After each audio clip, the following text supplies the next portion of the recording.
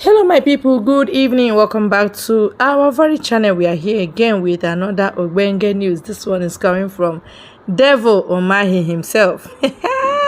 Finally, Devil Umahi is now begging for forgiveness. So he said, please, my people, forgive me, forgive me, I know say I don't dey step on una toes since 8 years. I beg me gonna forgive. Now the same thing Buhari did. That is the tactics of APC. They failed in Islamization agenda. Now they are asking for forgiveness, trying to hand over power to another set of people that will drive their zeal home. But they will fail. They will fail. God will make it that they will fail even woefully. They will not be able to succeed. Let me read exactly what I have here. But if you're just joining us, please do subscribe to this channel, like, share, and comment down below the comment section. Okay, he said less than 29 days to the end of his administration, the Ebonyi State Governor Dave Umahi has pleaded with the people of the state to pardon him for shortcomings of his government. The governor, who stated this on Monday, that's today, while addressing workers in the state to mark the 2023 Workers' Day, admitted that he must have stepped on people's toes while discharging his duties for the past 8 years. The governor also begged the people of the state to support the incoming administration of the governor-elect Francis Obonna, saying the former speaker would continue from where he stopped. He said, in less than 4 weeks now, we shall have a new government in place. The new governor-elect, retired Honorable Francis Obonna, is a man who has been around and will continue the duty of governance from where we shall stop. I plead you give him peace and time to settle down. Let me formally thank you, dear workers, for their partnership, love, prayers, and cooperation. This being 8 years of my service in Ebonyi State. There is no doubt I stepped on toes and offended some. It was never intentional. It was the best I knew for the good of our people. Please forgive. As I bow out, I have forgiven all those who thought they offended me. May God bless our state, our workers, our people. This is coming a week after President Muhammadu Buhari appealed to Nigerians to pardon him for his inability to meet their expectation. Okay, that's a strategy. They have made up their mind to do that. Why they are doing that is because they rigged the presidential election. They just want to cover up, because they know immunity will still cover them if Tinubu happened to be the president of Nigeria. They would have been on the run had it been P2B. They allowed him to take his mandate. P2B won the election. They robbed it from him just to cover their sins. That was why all of them put together, they said, instead of another change of government from APC, instead let Nigeria scatter.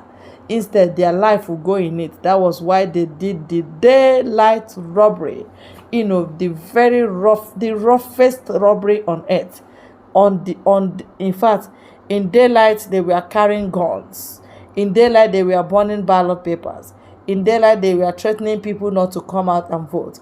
In daylight, they were changing numbers with T-pegs and every other thing. In fact, it was roughly done this time around. The worst of its kind, okay?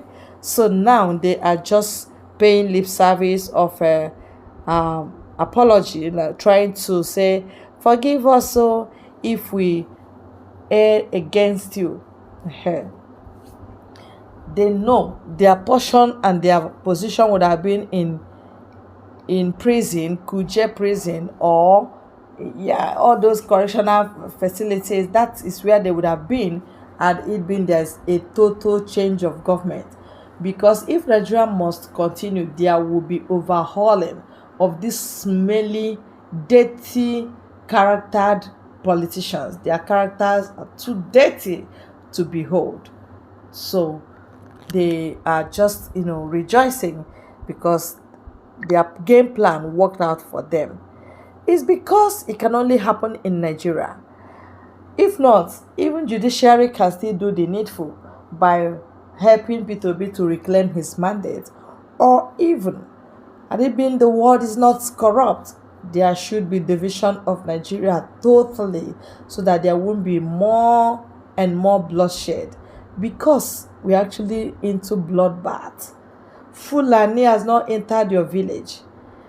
If they have not entered, if they enter your village, you will understand what APC is all about.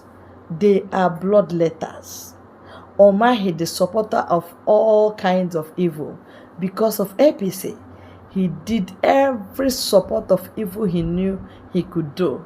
Even to the extent of welcoming Fulani in Ebonyi state, they killed many people. If not for intervention of ESN and Igbo youth in general, all hands were on deck to chase away Fulani from our land. There was a time they killed over 100 people in Ebonyi state. Umahi cried. Umahi said, so upon all the protection I'm giving to Fulani in our state, so they ended up killing our people, because immediately after they attacked a boy village, all of them disappeared. That was how Umahi noticed and confirmed that they were actually the ones that killed. What did he do? Could he compensate his people?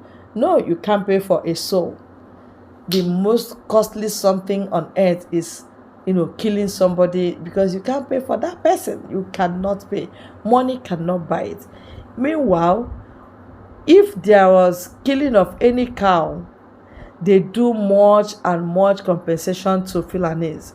They are bootlickers, slaves that just camouflage to be like leaders, therefore signing in a lot of things.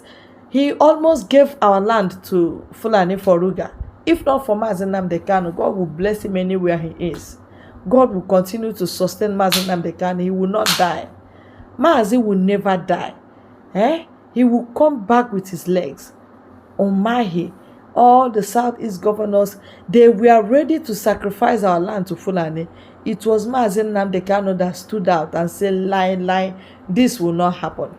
He was busy exposing all their dirty plans against Biafrans. And that was how they failed. They failed. They actually did not achieve it. You know what?